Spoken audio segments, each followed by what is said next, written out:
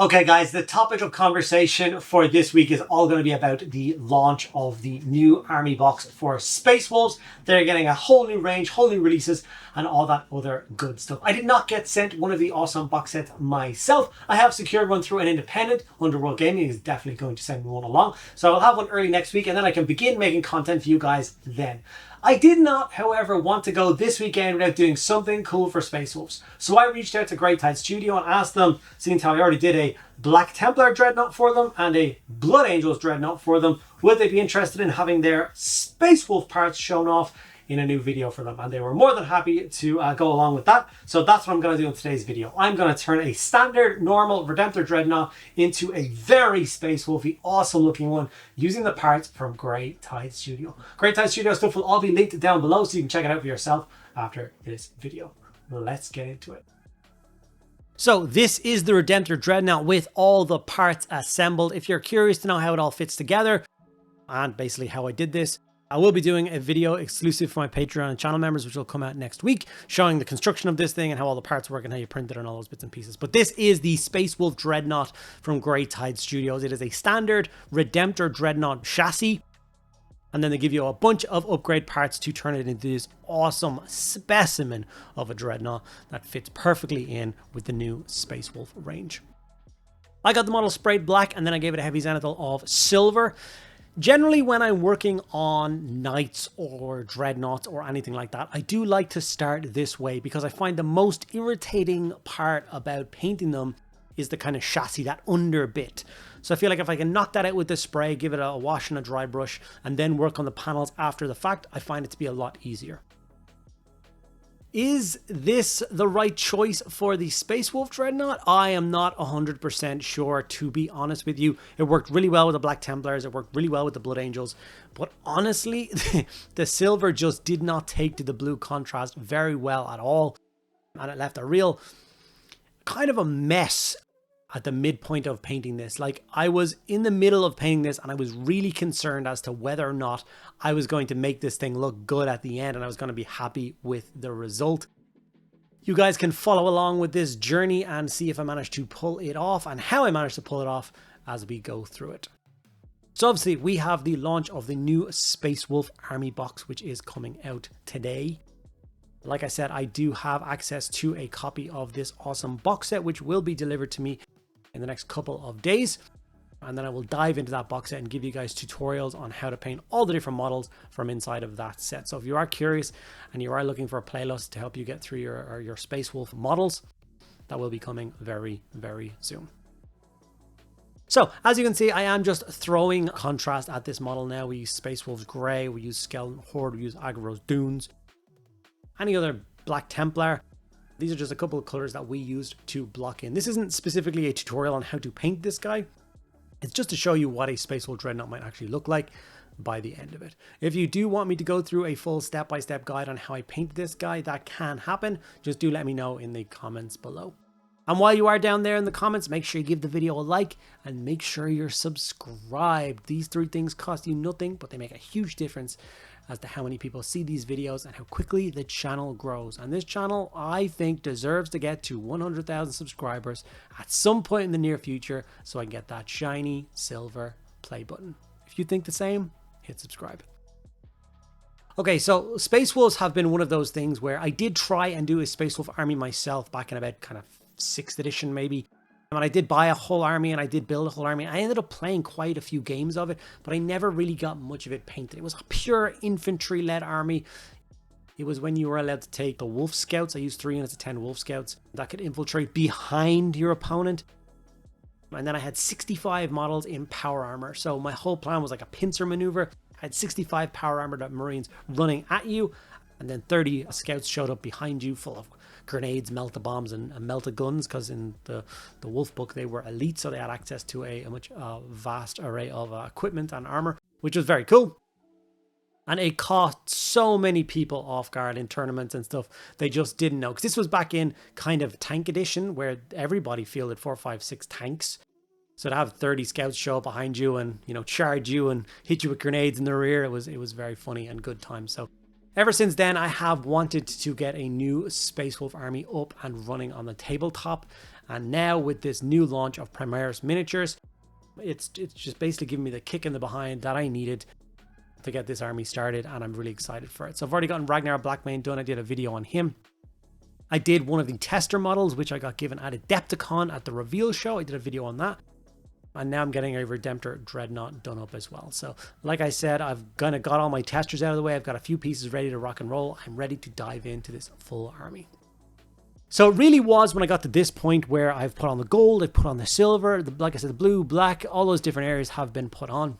I put some brown shade on the base after I painted it all gray as well. And when this was dried, the model was honestly looking a little bit ropey and a little bit not great. I was a bit nervous, so I decided to take this particular piece, which is one of the awesome shoulder pads from GreyTide, and I was like, I'm gonna have to build up the blue and gold on this to see what it's gonna look like, to see if I can push forward and make this model look good. So the Fang and Rust Grey is what I went through, and I basically just carefully highlighted these areas. So this is Rust Grey, and as you can see, I'm going around the gold, making sure I don't cover up any of those awesome kind of Viking runes or any other details on this awesome printed part. If you do want to get access to these printed parts yourself, like I said, they are from GreyTide Studios. I will leave a link down to their My Mini Factory down below where you can purchase the files for yourself. Or I think if you go to their site, they have people that will print them for you and get them sent out. I think they have a physical shop themselves.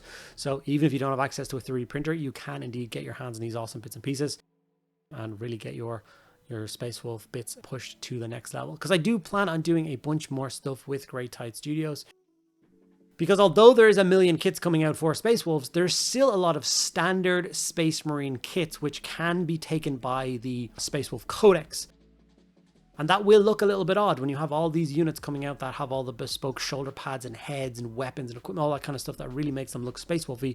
And then you just have, you know, an Intercessor squad. Not that I'm talking about Intercessor squads, but as an example, an Intercessor squad just looking like a plain Space Marine unit. So with access to GreyTide Studio, you can print off some cool shoulder pads and extra equipment and stuff like that to really help them blend in with this new modernized range.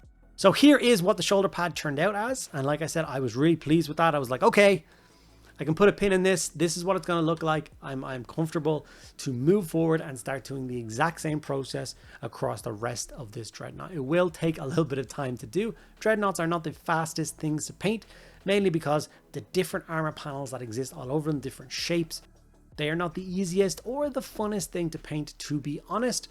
But with the final result, I do love a Dreadnought. This is my 11th Redemptor Dreadnought. I think Redemptor Dreadnoughts or Dreadnoughts in general are the only thing in my collection where there's none sitting in my backlog. I own 11 Redemptor Dreadnoughts and every single one of them is fully painted and based. So that should tell you how I feel about Dreadnoughts. So I will definitely be fielding this guy on the tabletop. I will potentially do another one if I have access to kind of Murder Fang-esque Redemptors. If I can get a Brutalis Dreadnought in there with some claws, I think that would definitely suit the aesthetic of Space Wolves. But I haven't had a proper go through the codex yet, and I don't actually know whether they can take the Brutalis or not. I'm sure they can. I just don't want to say they can in case they can't, and then I look like an idiot. As you can see here, I am working up that Rust Grey now. Sped up this footage just a little bit, obviously, to show you how meticulous you have to be when trying to get at these different panels, because you can forget one and notice it like a couple of steps later, and it can be really annoying. So you got to kind of play Where's Wally and find all those different areas and make sure you get them highlighted properly. If you are planning to purchase the Space Wolf box set yourself and you want to help save yourself some cash, there is some affiliate links down below for different shopped element games, and My Hobby Place are two of the examples. You can save kind of up to 20% on your purchase with box sets like this, which are what, 160 odd quid.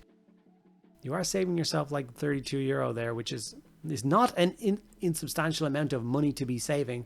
So I do recommend you check out those links if you're doing any purchasing of Space Wolves or any other hobby bits for that matter that you're going to be buying in the near future. Those links are always there to help you out, and they do help the channel out because we do get a little kickback for all those purchases as well. So make sure you check them out.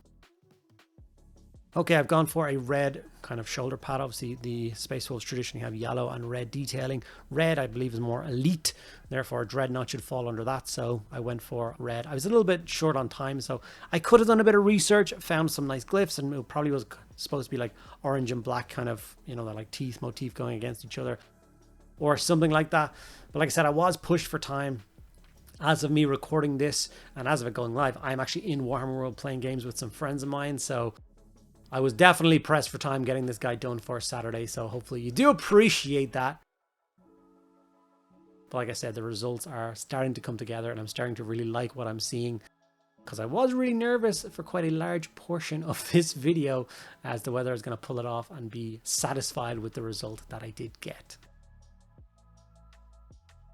I always loved this stuff as well, which is I'm now dry brushing up all the metallic parts of this, but I am aiming for and also dry brushing up all of the kind of red, blue and black armor panels as well, because this is a Dreadnought. It is stomping into no man's land, firing off its plasma cannon, having all sorts of small arms fire patter off it.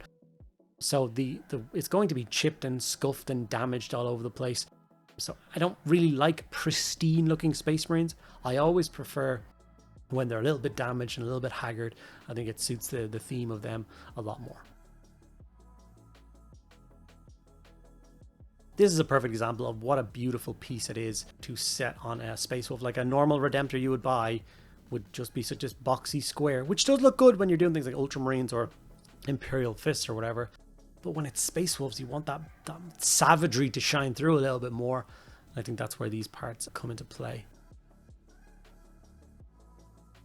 I went for green gemstones on the Space Wolves. I couldn't remember what color gemstones traditionally work with Space Wolves.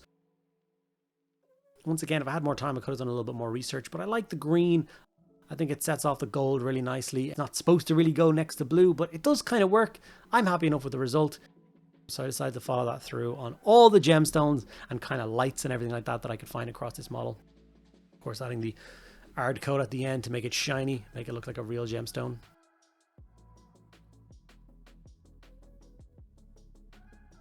For the plasma, I'm going with my traditional orange plasma. I don't know whether orange is the best color to go for this either, but I really like orange plasma, so I'm going to follow through. It's a very easy thing to do. All you do is do a red contrast on the coils. Then you dry brush it with white to catch the tips of the coils. And then I have the Green Stuff World Intensity ink, the Phoenix orange one. But any kind of orange ink will kind of do the job and will really make the coils pop and give you that really kind of warm glow effect. It looks really cool. Dry brushed up the base with, a couple of grey paints for going from dark up to light and even white at the very end for the edges. Tidied up the rim of the base black. Model's really starting to look finished now. So what we're going to do is we're going to start assembling the thing. So obviously I'm going to push the plasma cannon into place. It is not glued. If I decide I want to build the Gatling cannon later on and paint it up, I can just pull the plasma cannon off and stick the Gatling cannon in. That's up to me. We're nearly there. We're just going to add some texture snow to the base as well. I've decided that all of my Space Wolf army are going to have these GreyTide Studio bases. There's a whole range of them with the Space Wolf line to make them all match in. So I'm going to get them all printed off. I think it's going to really set off the models. I'm not going to go crazy like painting all the gold scroll work and all. These are like ancient old ruins. So I'm going to cover them in mostly snow over the top of old grey rock, and it's going to give this as a final result, which I think is epic. I'm really pleased with my Space Wolf Dreadnought. I'm going to be very pleased to deploy this alongside my new Space Wolf army. And hopefully you guys found this interesting. You're thinking about adding a Redemptor Dreadnought to your own collections. You'll think about checking out GreyTide Studio for the parts and making them stand out from the rest. Please do let me know in the comments below as well what other Space Wolf content you want to see in the near future, and I will get on it right away.